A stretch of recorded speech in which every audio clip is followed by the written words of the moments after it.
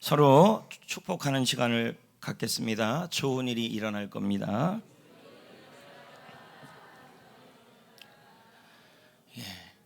하나님은 언제나 좋으신 분이십니다.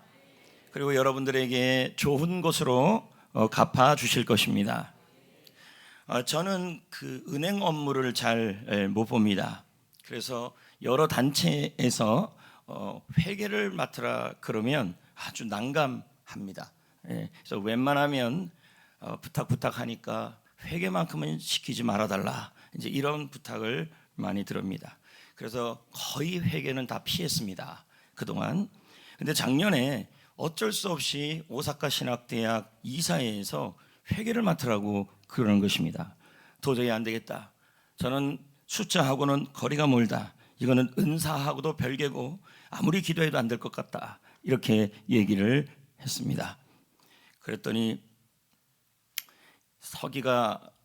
회계가 서기보다 높다고 그러고 또 회계를 해야 이사장이 될 수 있다고 또 그러더라고요.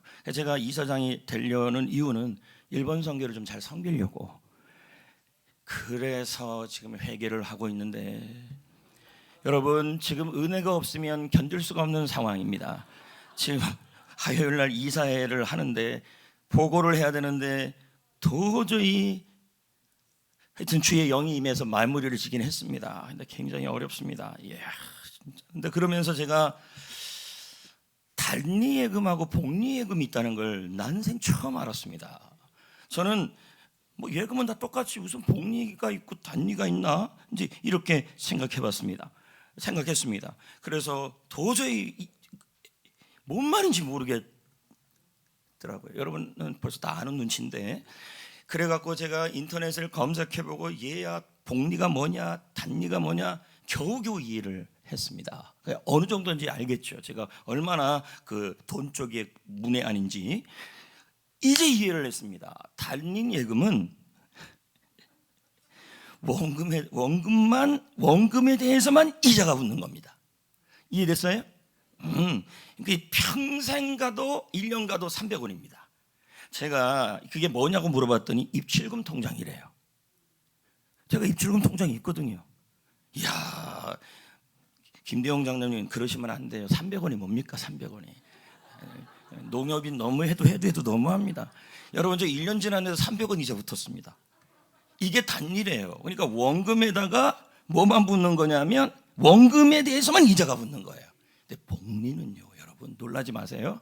이야, 원금 이자에 대해서 이자가 붙는 거예요. 와, 뭔 말인지 모르시는 것 같은데, 자 다시요. 단리는 원금에다가 이자가 붙는 거고 복리는 원금 이자.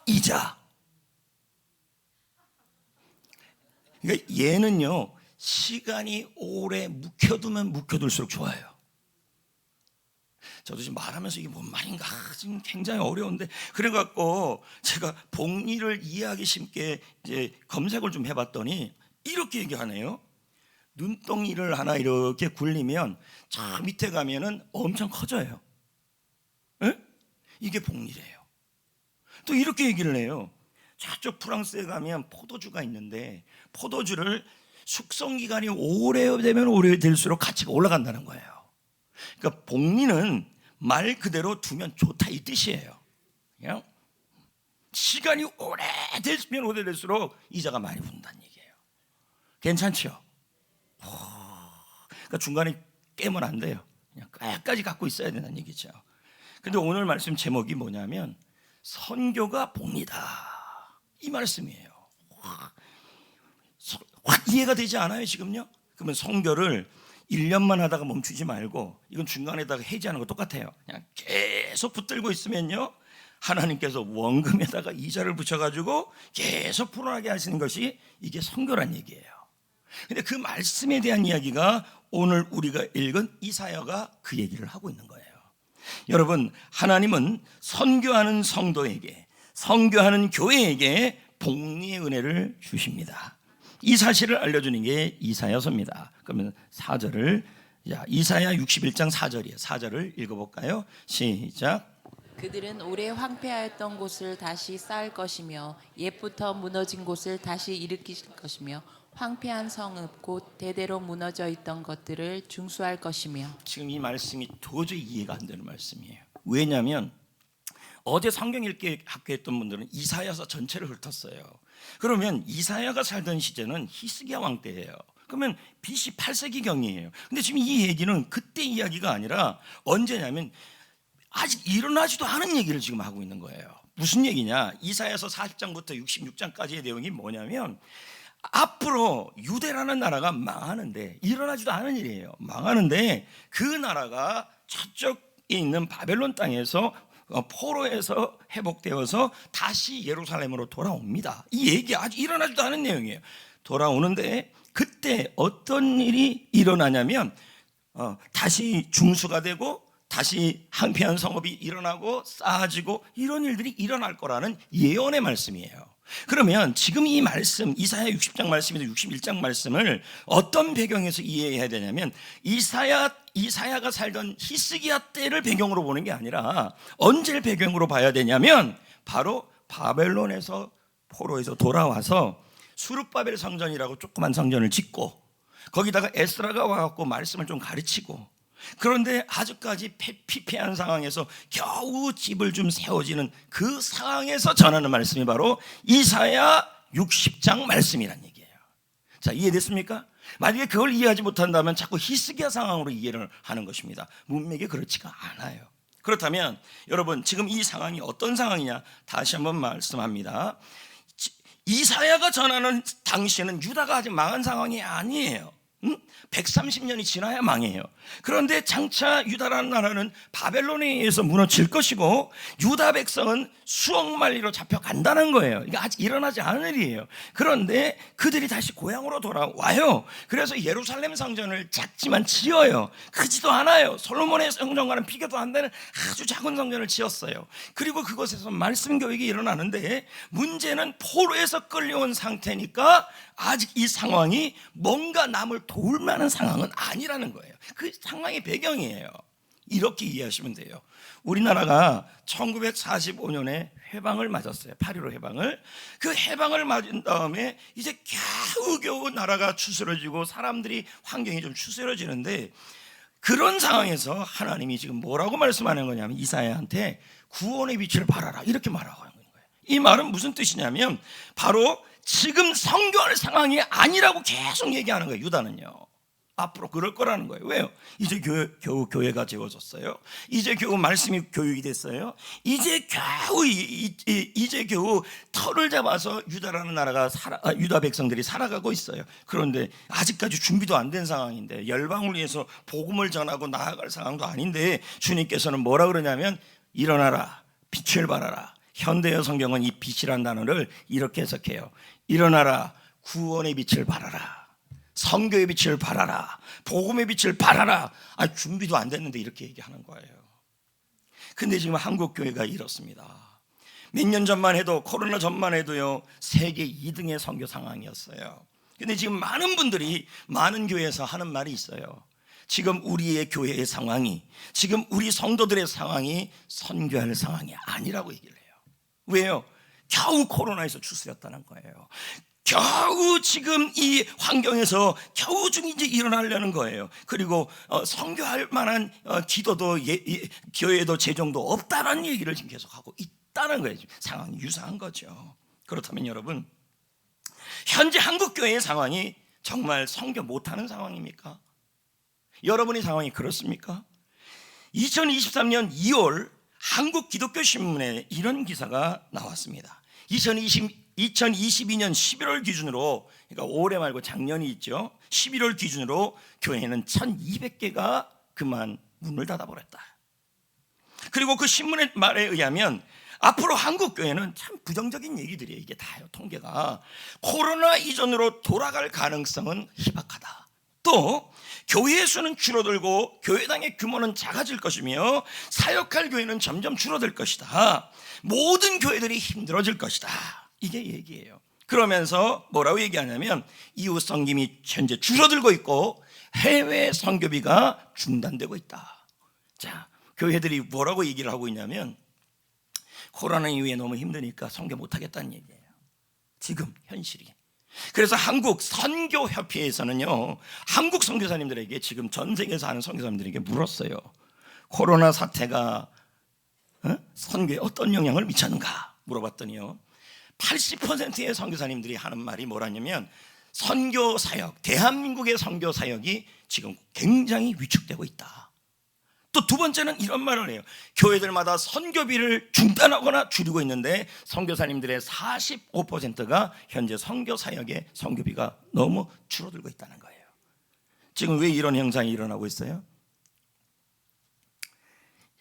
이사야가 말했던 나중에 포로 이후에 회복되었던 예루살렘의 상황이 일어나 빛을 발할 상황이 아닌데 선교하라 그러는데 지금 우리도 그러는 거죠. 지금 한국교회가 무슨 선교할 때냐는 거죠. 내실을 기해야지, 무슨 복음을 전할 때냐는 거예요. 아주 그렇지 않을 상황이라는 거예요.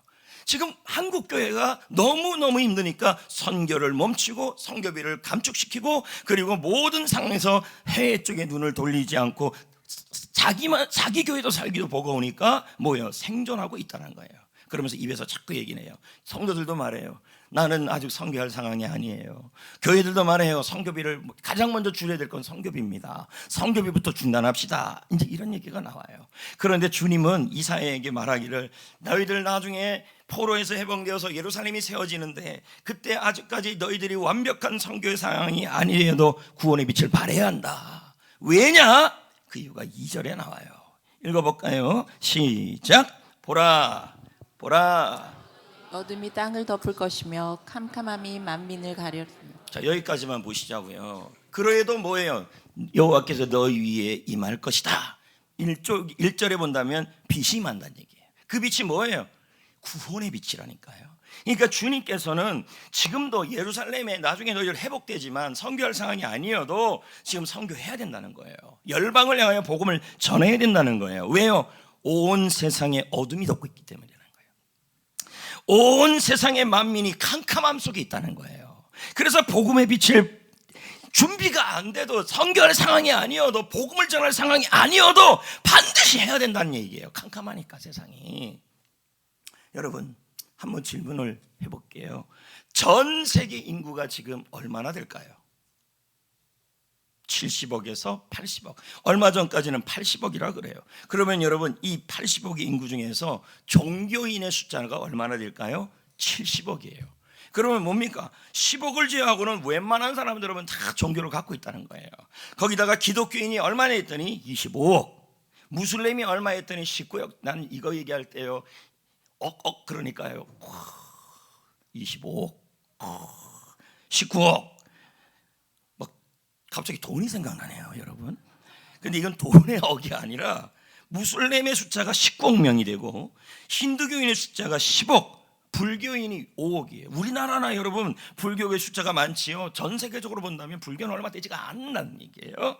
신흥정교 이단이 6,500만 명, 그리고 유대인이 1,500만 명, 그리고 종교가 없는 대상이 9억에서 10억 사이예요. 그렇다면 이걸 전체 통계로 본다면 기독교, 예수 그리스도를 믿는 인구의 수는 25억이에요. 그럼 나머지를 제외한다면 80억 빼기 25억 해면요, 지금 55억 명이 예수 그리스도를 모르는 어둠 속에 있다는 얘기예요. 적은 숫자가 아니잖아요, 여러분. 더 가슴 아픈 일은 뭔지 아십니까? 기독교에 대한 정부 제한 지수, 그러니까 기독교에 대하여 전하지 말라는 이 정부 제한 지수가 10점 만점 평점으로 조사했을 때 조사국 198개국을 조사했는데요, 기독교에 대하여 적대감 지수가 전 세계적으로 6.6에서 10이라는 얘기예요. 이건 굉장히 선교사님들이 복음 전하기가 어려웠다는 얘기예요. 이런 상황에서 교회들은 말합니다. 지금 코로나로 겪은 이후에 저희들이 선교할 상황입니까? 저희들이 지금 교회가 그럴 상황입니까? 그리고 성도들이 그럴 상황입니까? 아직 그럴 준비가 안 됐습니다 하면서 선교를 줄여가거나 멈추거나 안 하려고 하는 그런 현실에 처해져 있다는 것입니다. 여러분, 미국의 명문 드루 대학교에 데이비드 레너드 스윗 박사가 교회의 세 종류에 대해서 얘기를 했어요. 첫 번째 종류는 어떤 교회냐면 선교적 교회예요. 요즘 많이 나오는 교회 이름입니다. 미셔너리 처치. 선교적 교회가 어떤 교회냐? 가장 본질적 교회라는 얘기예요. 이 교회의 특징은 그 교회는 어떤 상황에서도 선교를 줄이지 않아요. 선교 중심, 전도 중심적 교회를 의미해요. 이 교회를 하나님은 기뻐하시겠죠. 두 번째 교회가 어떤 교회냐? 목회적 교회라는 얘기예요. 이 교회는 모든 중심이 목회예요. 설교, 신방이 중심이 되어요. 행정이 중심이에요. 복음을 전해야 된다는 건 알아요. 아는데 안 해요. 못 해요. 이걸 목회적 교회라 그래요. 좋은 교회가 아니죠. 마지막 교회가 제일 위험한 교회인데 박물관 교회예요. 박물관에는 이 교회는요, 헌신도 없고 순종도 없어요. 선교도 없어요. 건물만 나왔어요. 건물만 남았어요. 옛날 추억만을 추억하고 있어요. 옛날만. 이미 죽은 교회죠. 제가 지난번에 경주 집회를 가는데 늦은 시간에 도착했는데요, 지나가는 길이요, 여러분 보문리로 가는데요, 지나가는 길에 이야, 옛날에 수학여행 갔던 경주 국립박물관이 있는데요, 그 밤인데도요 전기세, 죄송합니다, 나 무슨 천국인 줄 알았어요. 엄청나게 밝게 해놨더라고요. 근데 거기 한번 들어가 보세요. 그 박물관이 살아있는 건 아니잖아요. 물론 영화는 박물관은 살아있다 뭐 그렇기도 하지만 안 살아있어요. 들어가 봤더니요, 죽은 사람 금관, 귀걸이, 옷, 그거밖에 없어요. 옛날 것만 보는 거죠. 이런 걸 박물관 교회예요. 옛날에 했던 것만 추억하는 거. 여러분, 하나님은요, 우리가 준비되었든 안 되었든 구원의 빛을 발하는 선교 지향적 교회가 되기를 원하시고 복음 지향적 교회가 되기를 원하시는 거예요. 왜요? 선교적 교회가 될 때 하나님은 복리의 은혜를 주십니다. 그래서 여러분, 선교,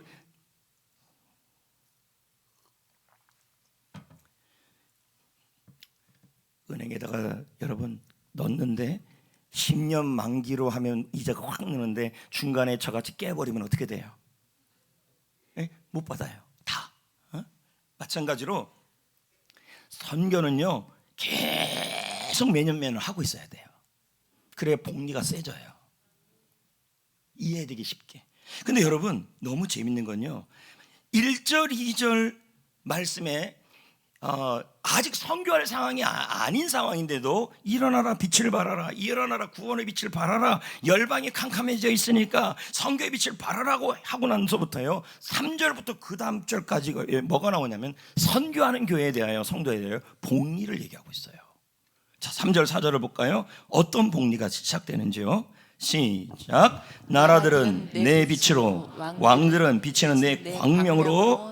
자, 내 빛, 광명 다 뭡니까? 내 광명이가 구원의 빛이죠. 선교의 빛이죠. 자, 다음요, 4절 시작. 내 눈을 들어 사방을 보라. 무리가 다 모여 내게로 오느니라.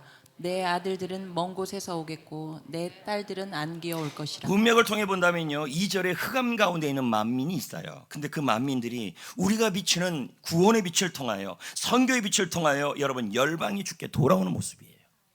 여러분, 우리가 구원의 빛을 바라고 선교의 빛을 계속 바라면요, 우리가 받을 수 있는 첫 번째 이자와 복리가 있는데, 그것이 뭐냐면 열방이 주께 돌아오는 모습을 보게 된다는 얘기죠. 그런 은혜가 있다는 거죠.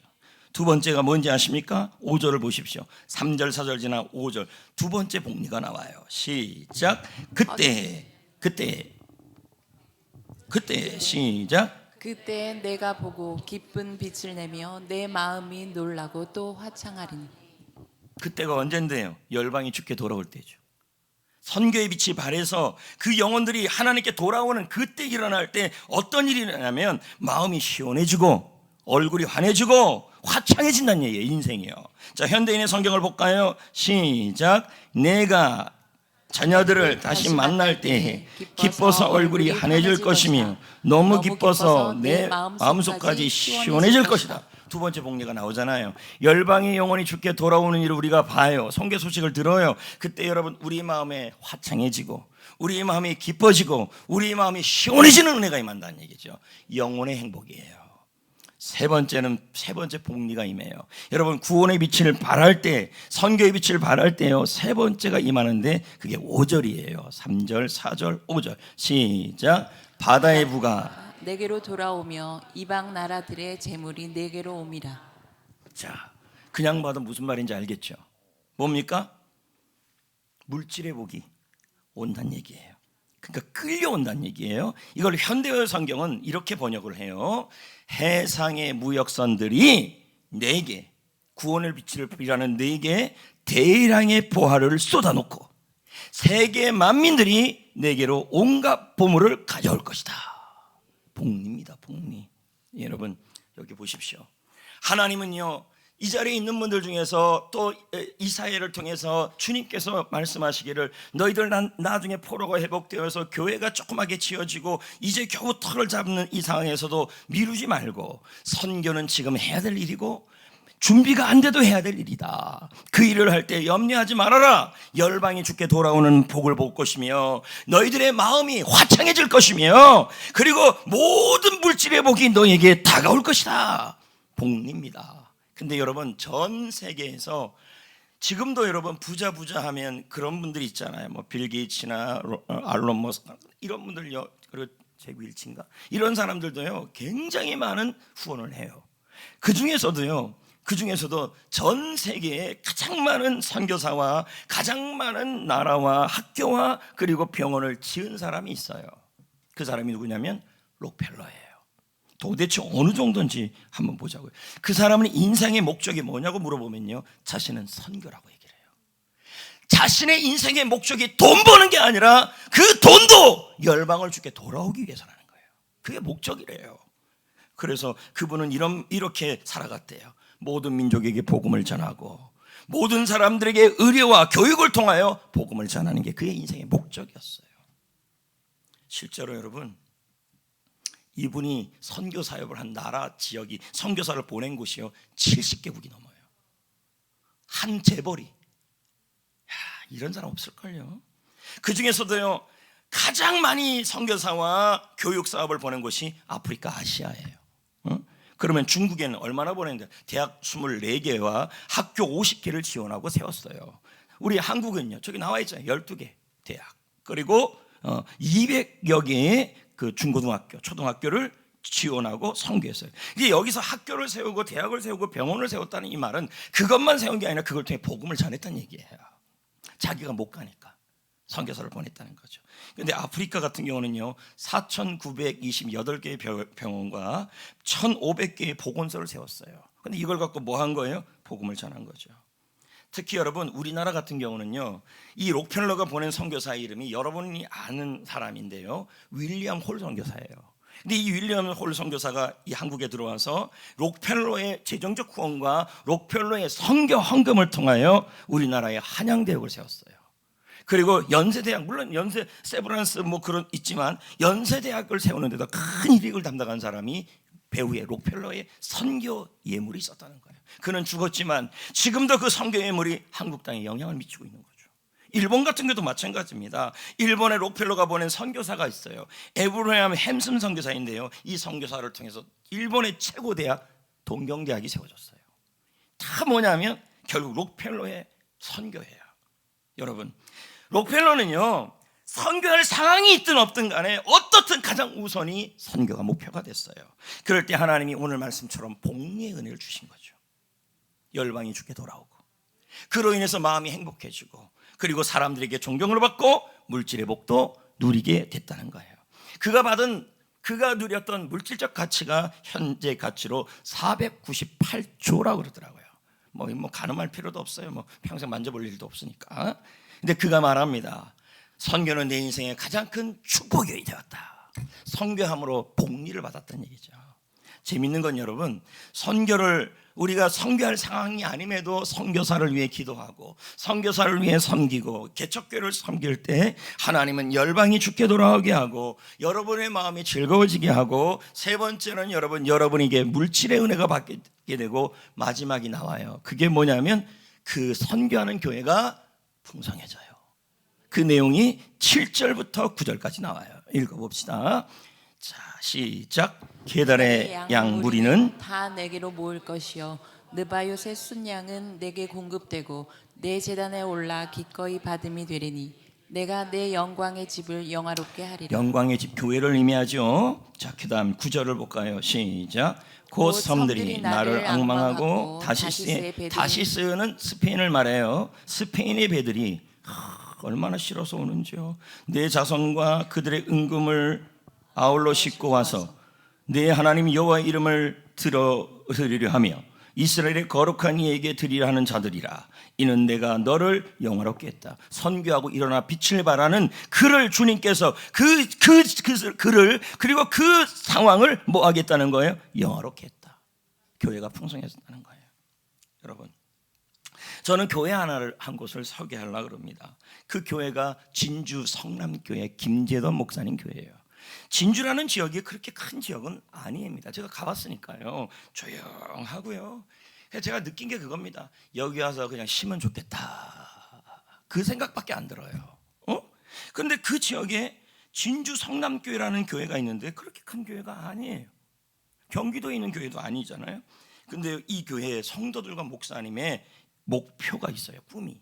그게 뭐냐면 선교사 100명을 단독으로 보내는 거예요. 여러분, 단독으로 보낸다는 말은 뭐냐면 한 선교사의 가정을 매달마다 책임져 주는 거예요. 야, 대단하지 않습니까? 그렇게 큰 교회도 아닌데. 근데 더 놀라운 일이 있어요.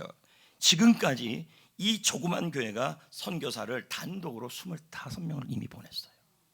야, 이거 한산이 안 돼요. 그럼 이 교회가 선교할 상황입니까? 사실 여러분, 선교해야 될 지역은 경기도 지역이 더 많아요. 교회 이 지역이 훨씬 더 나으니까. 근데 그렇게 좋지 않은 지역에서도 지금 뭐 하고 있냐면 이렇게 하고 있다는 거예요. 더 놀라운 일은요, 계속 놀라운 일이에요.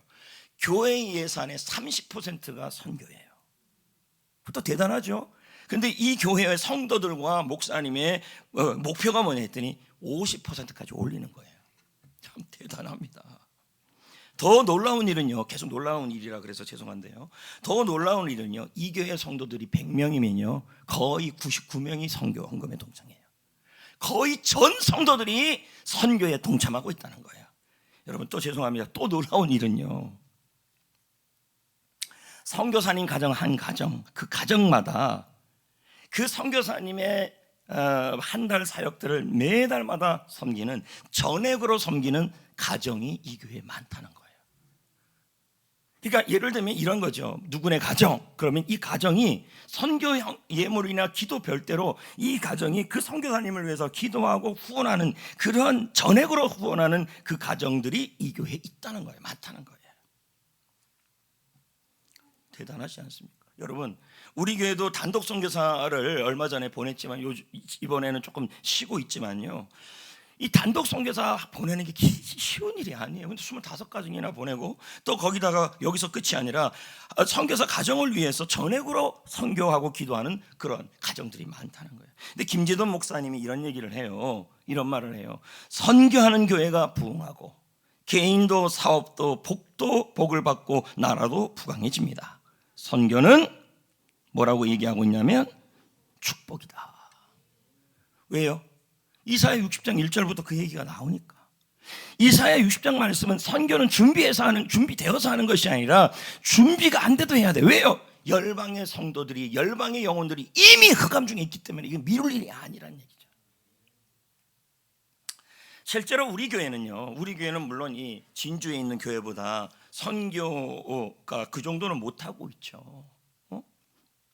그럼에도 불구하고 저희 교회가 선교사들을 협력하고 돕고 또 크게 섬기고 이제 이렇게 하고. 근데 여러분, 제가 매년 하는 말이지만 현재 나와 있는 방송 선교 예물이나 선교 예물을 가지고는요 좀 부족해요, 상황이. 그래도 우리는 안 줄여요, 지금요. 응? 근데 그러기도 우리가 선교를 하고 있으니까요, 하나님이 우리 교회에 복리의 은혜를 주시고 있어요. 아멘. 이렇게 아멘 하면서도 없는 것 같은데 지금 무슨 소리 하시나 이제 이러실 것 같아서 지금 얘기를 하는 거예요.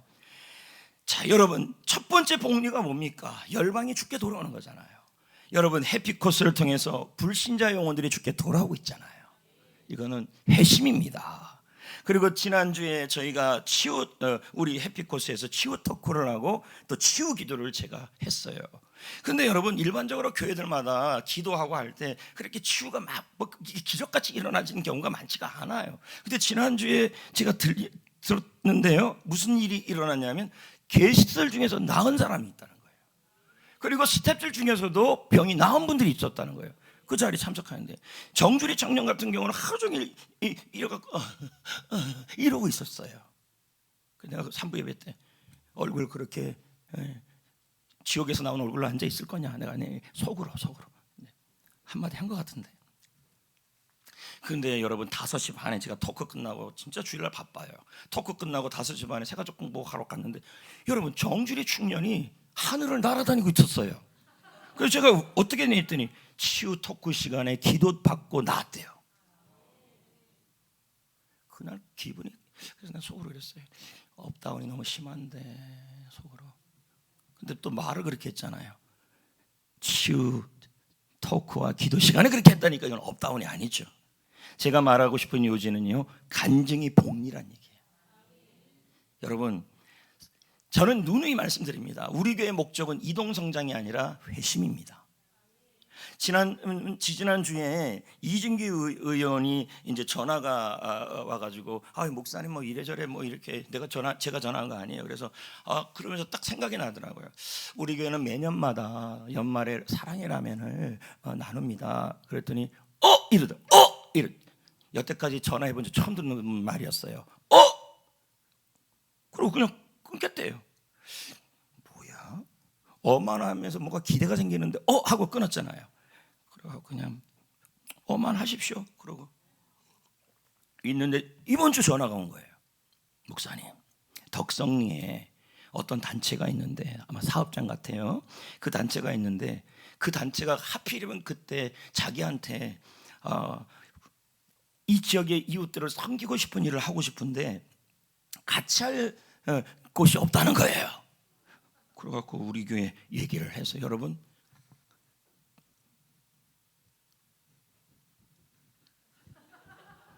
목요일 날 만났어요. 그분이 직접 왔어요. 그쪽 뭐 국장인가 뭐 우리 만나가지고 이런저런 얘기를 하면서 뭐 얼마 정도를 하겠다 딱 그랬어요. 복리. 그래서 언제 주는 게 중요하잖아요. 다음 주 15일 날 통장에 넣어주겠대요. 나 그래서 교회 청장에서 넣으려고 그러다가 내 통장에 한번 들어갔다가 나가면 좋겠다는 생각이 들더라고요. 그 기분을 잠깐이라도 느끼고 싶었습니다. 할렐루야! 많지는 않아요. 근데 하여튼 너무 감사하더라고요. 그래서 걱정하지 마세요. 들었다 바로 뺄 테니까. 잠깐 기분을 좀 드려요. 그래서 여러분 제가 말하고 싶은 것이 뭐냐면 이게 복리예요. 복리. 지난 월요일 날 이제 시장님하고 정심 오찬을 했어요. 한 2시간을 얘기를 하면서 이동읍에 대한 그 비전 얘기를 많이 들었어요. 들으면서 해당 지역에 있는 그 주민들, 이쪽 지역에 있는 주민들은 남사에 아주 호수 같은 저수지가 있는데 그 저수지 앞에 택지를 개발해서 집을 쫙 지어서 글로다 옮겨줄 거라는 거예요. 근데 그 중에 또 이런 얘기를 하더래요.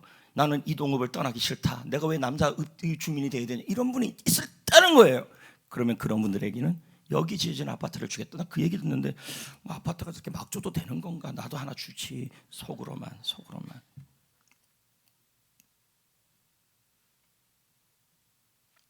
그러면서 그 시장님이 그런 얘기를 하더라고요. 앞으로 송정교회는 굉장히 커질 거다 얘기를 해요. 그래서 제가 그런 말을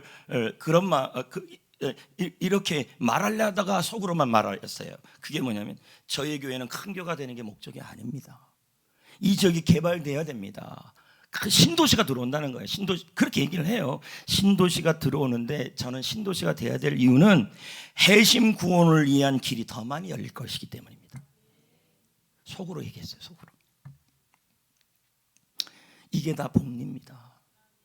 그러면 제가 시장님한테 뭔 얘기를 했냐면 시장님 그 비서실장님 덕분에 저희가 노인대학을 위해서 다음 세대에서 컴퓨터가 많이 들어왔는데 비서실장님한테 감사하다고 전해주십시오. 사실 비서실장님이 먼저 그 일을 하려고 했는데 이진기 의원이 중간에 어떻게 거룩한 욕심으로 가로채가지고 이 일이 일어난 거예요. 그러니까 비서실장님이 조금 마음이 상한 상태인데 제가 너무 멋진 말을 했잖아요. 비서실장님 덕분이라고.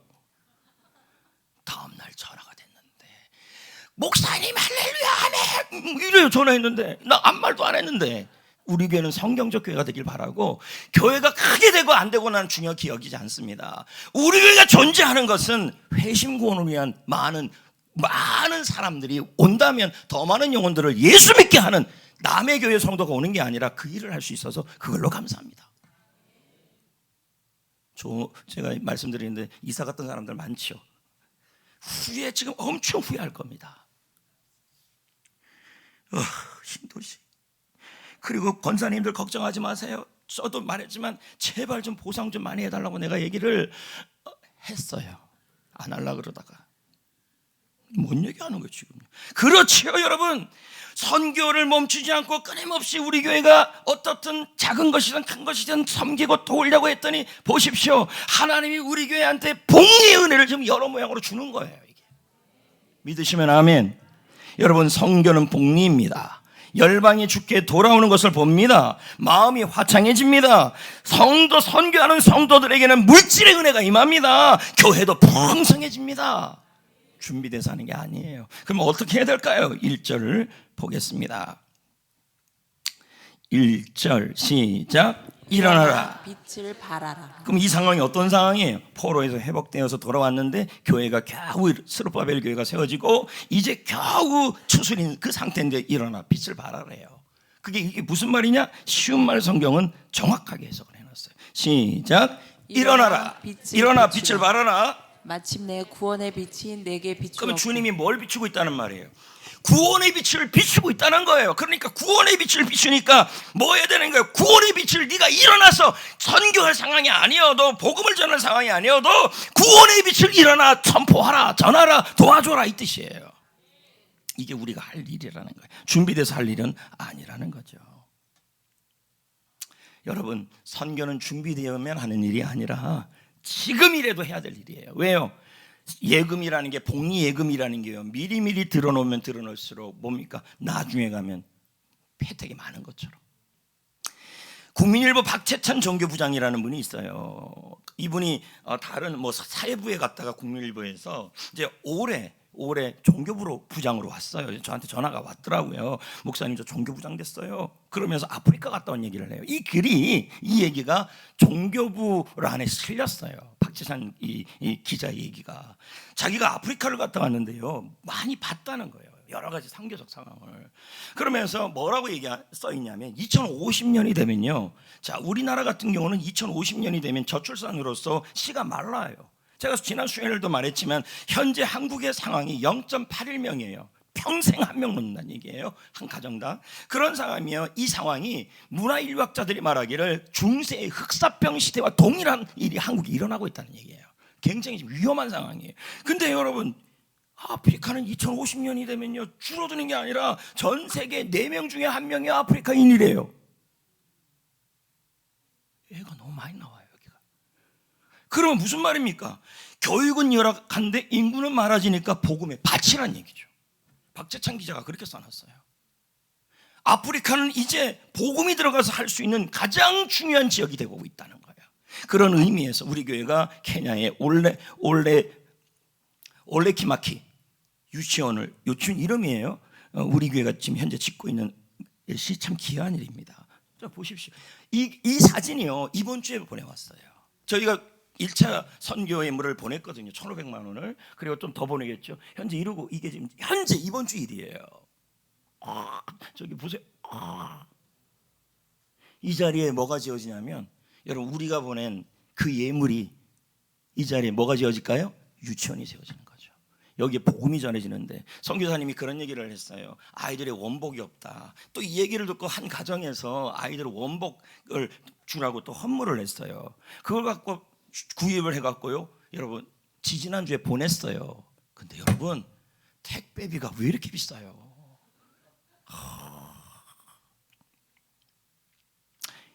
앞으로 소망은 점점 더 많이 세워지는 거예요. 여러분 네팔 지역은 어떻습니까? 기독교인이 3%밖에 안 돼요. 근데 네팔에 있는 히말라야 지역에 여러분 380개의 종족이 있어요. 근데 그 38개의 종족 중에서 전도가 되지 않는 종족이 360이에요. 그러면 그 지역의 전체가 뭐예요? 복음이 안 들어갔다는 얘기예요. 근데 이 일을 위해 우리 교회가 네팔 선교연구원을 섬기면서 현재 도와주고 있다는 거죠. 용기총에서 지난주에 한 글이 올라왔더라고요. 봤더니 55사단 중령 되시는 군목 목사님의 글이에요. 자기네 교회가 현재 제가 뭐 이리 알고 있었죠. 그 내용은 이제 교회가 여기 55사단이니까 그게 교회를 지금 건축 중에 있어요. 그래서 제가 거기 가서 설교를 했더니 건축된 교회가 아니라 건축되지 않은 교회에서 설교를 했어요. 야, 정말 놀랐어요. 왜냐하면 불이 다 꺼져요. 그냥 깜빡깜빡 설교를 하는데 여러분 흑암 중에서 설교를 했어요. 그 정도로 교회가 열악한 상황이에요. 근데 그 옆에다가 교회를 어느 정도 잘 짓고 있는데 거의 다 지었는데 2천만 원이 부족하다는 글이 거기에 올라왔더라고요. 이제 거기에 포곡제일교회가 500만 원을 했더라고요. 아, 그걸 왜 거기다 적어놔가지고 계속 신경이 쓰여요. 그게 용인에서 유일해요, 그 교회가. 그래서 저도 이제 기도를 자꾸 하는데 하나님이 사랑의 라면을 저쪽 숫자원 거기서 이렇게 좀 도와주고 한 게 이유가 있지 않나 하는데 자꾸 기도가 되면서 이번에 그러면 성탄절 예물을 하나님께 드린 기도 중에 있는 거죠. 드리면서 이 봉화 성신교회 거기 저기 젊은 청년들이 예수 안 믿는 청년들도 많잖아요. 그들을 위해서 좀 이번 여기 성탄절 감사 예물과 라면하고 같이 좀 섬기면 어떨까라는 그런 기도 제목이 생기더라고요. 열악해요, 되게. 또 이런 일도 있었어요. 여러분, 선교사님들은요. 지금 이 한국 땅에 있는 사람 목회하는 분들이나 성도들 비해서 너무 불행할 정도입니다. 여러분, 우리는 김치찌개라도 먹지만 그분들이 그렇게 자주 먹겠습니까?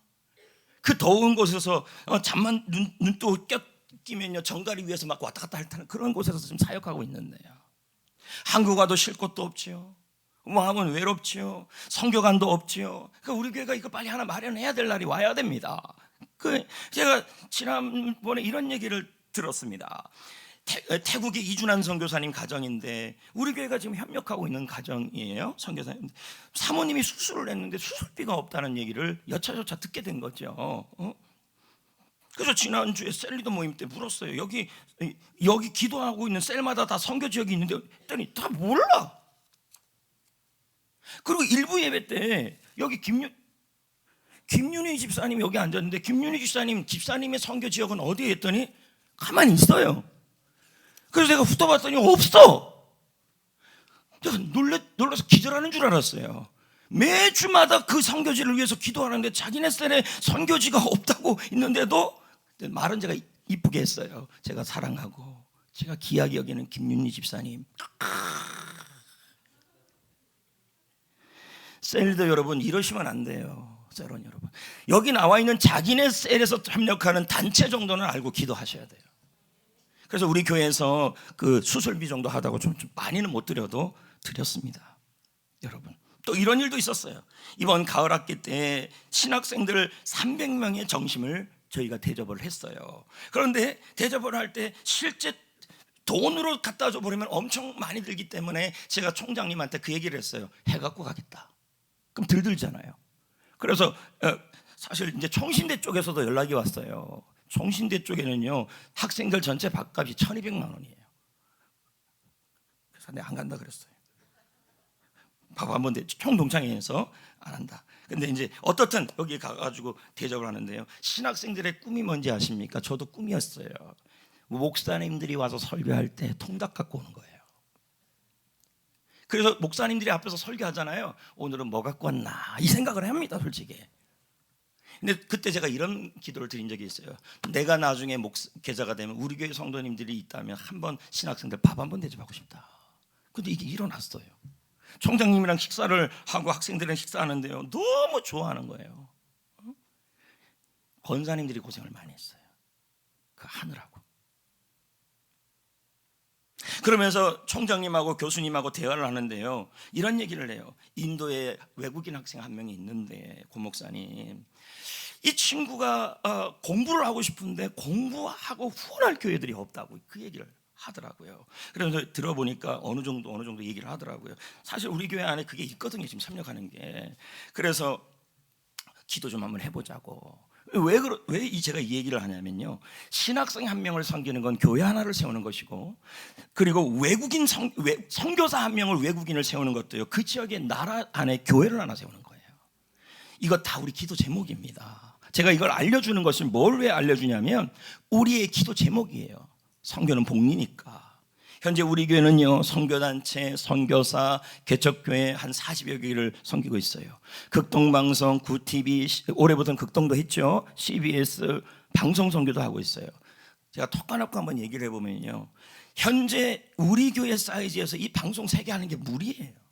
근데 여기서 지금 요청들이 와서 지금 하는 거죠. 근데 이 방송 선교를 무시할 수 없는 게, 극동방송 같은 경우는 제가 리서치를 해보니까요, 극동방송, 북한에 있는 지하교회 성도들이요, 극동방송을 통해서 믿음을 유지한대요. 이게 보통 사역이 아닌 거예요. 이게 다요. 여러분, 선교는 하나님이 하십니다. 하지만 우리가 구원의 빛을 비춰야 합니다. 어떻게 해요? 2가지입니다. 첫째, 선교사를 위해, 개척교회를 위해 대그룹 모임 때의 셀별로 강력한 기도 후원을 하셔야 합니다. 기도만큼 중요한 게 없어요. 2번째는 뭡니까? 물질적 후원을 하셔야 돼요. 오늘 작정하자는 것이 아니겠습니까? 만약에 여러분, 제가 여러분 보고 저 좀 잘 섬기세요 그런다면 저는 이런 거 당당하게 얘기하지 않습니다. 선교사님들을 위해서, 개척교회를 위해서. 또 개척교회도 마찬가지죠. 열심히 하는 교회를 도와야죠. 올해 여러분들이 방송 선교와 선교 예물 작정한 거 너무 감사하고 감사합니다. 근데 또 우리가 작정을 하자는 거죠. 올해. 제가 작년에 이런 말을 한 적이 있어요. 자, 여러분, 커피 한 잔 값도 싼 건 2,000원, 우리 교회 같은 경우 3,000원인데 저기 저 에버랜드 옆에 커피숍 아주 비싼데 가보지도 못했는데 들리는 말에 의하면 한 잔 값이 6,000원이래요. 그 4명이 앉아서 먹어보세요. 6, 4, 24, 24,000원이에요. 제 말은 작년에도 말했지만 선교사님들 그렇게 좋은 커피 못 먹습니다. 거기서 모르지. 혹시 사양 커피 어떻게 해가지고 이렇게 아닌가? 가끔 선교사님들이 방글라데시 커피라고 이렇게 보내주는 게 있어요. 맛있대. 지금 말을 헛했나요 지금? 하여튼 여러분, 선교사님들 좋은 커피 한 달에 한 번씩 대접한다는 마음으로 한번 해보세요. 그리고 커피 좀 줄이시고, 교회 거는 안 줄여도 되고, 한 달에 한 번 힘들게 사역하시는 선교사님들 커피 한 번 대접한다는 마음으로 여러분 한 달에 한 번 작정해 보시고, 또 선교사님들 식사도 한번, 좋은 식사 한번 못 하잖아요. 한정식 같은 거. 그거 못 하는 대신 한 달에 한 번 정도 선교사님들 식사 대접 한번 해준다는 마음으로, 한정식만 해도 그냥 10,000원 계산해 보세요. 내가 4명 가정이면 뭡니까? 10,000원, 40,000원이죠. 한 달에 한 번 식사 대접한다는 마음으로 그렇게 좀 작정을 해 보십시오. 저는 여러분 커피 대접 여러분이 잘합니까? 잘 하더라고요. 이러면 제가 할 말이 없는데, 밥은 사줍니까? 그건 덜 사주더라고요. 근데 이제 팥빵이 많이 들어와요. 자, 그러면 이제 저한테 팥빵 들 줘도 되고 커피 들 사줘도 좋으니까 여러분 방송 선교 한다는 마음으로 한 달에 한 번 저를 위해 커피하고 식사 대접한다는 마음으로 뭐예요? 이렇게 하자는 거예요. 근데 여러분들 중에서 그거 하면 목사님만 유익하는 거 아닙니까? 그런 말도 굉장히 이기적인 거예요. 우리 교회 목사님이 사역의 도구가 된다면 여러분은 기쁠 일이 돼야죠. 그렇게 작정하자는 거죠. 이제 말씀을 맺으려고 합니다.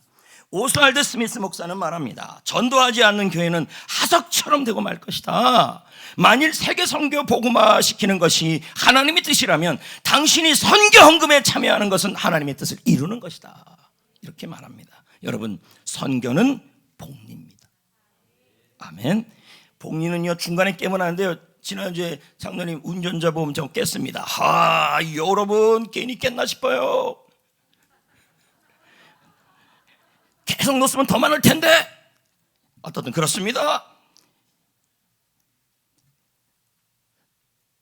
선교는 중간에 그만두면 안 돼요. 계속 그런 자들에게 열방이 주께 돌아오고 마음이 기뻐지고 물질의 복을 받고 교회가 풍성해집니다. 여러분, 선교사님을 위해서 기도해 줍시다. 선교사와 방송 선교를 위해서 협력 후원합시다. 선교는 복림.